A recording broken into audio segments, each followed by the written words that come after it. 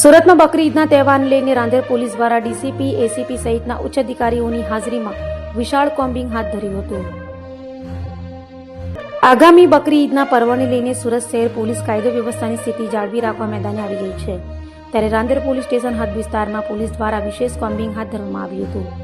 આ કામગીરી દરમિયાન ડીસીપી, એસીપી, પીઆઈ તેમજ સ્થાનિક પોલીસ સ્ટાફના કાફલાએ સંવેદનશીલ વિસ્તારોમાં પેટ્રોલિંગ કરી સુરક્ષા વ્યવસ્થાની સમીક્ષા કરી હતી. તહેવાર દરમિયાન કોઈ અનિચ્છનીય બનાવ ન બને અને શહેરમાં શાંતિપૂર્ણ માહોલ જળવાઈ રહે તે હેતુથી પોલીસ દ્વારા સઘન ચેકિંગ અને દેખરેખ વધારવામાં આવી છે. તો ડીસીપી લગદીરસિંહ ઝાલા દ્વારા શાંતિ સમિતિની બેઠક યોજી સમાજના આગેવાનો સાથે ચર્ચા કરવામાં આવી હતી. બેઠકમાં સૌએ મળીને તહેવાર શાંતિપૂર્ણ રીતે ઉજવવા અપીલ કરાઈ હતી.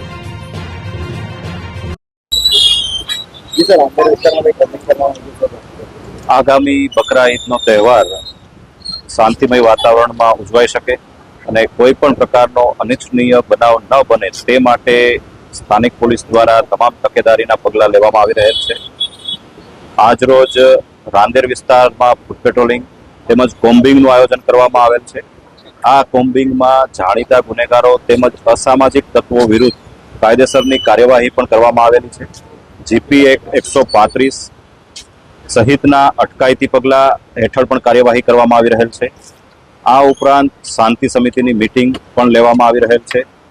ટૂંકમાં આગામી તહેવાર શાંતિમય વાતાવરણમાં ઉજવાઈ શકે અને કોઈ પણ પ્રકારનો અનિચ્છનીય બનાવ ન બને તે માટે તકેદારીના ભાગરૂપે કોમ્બિંગ સહિતના પગલાં રાંદેર પોલીસ દ્વારા લેવામાં આવી રહેલ છે.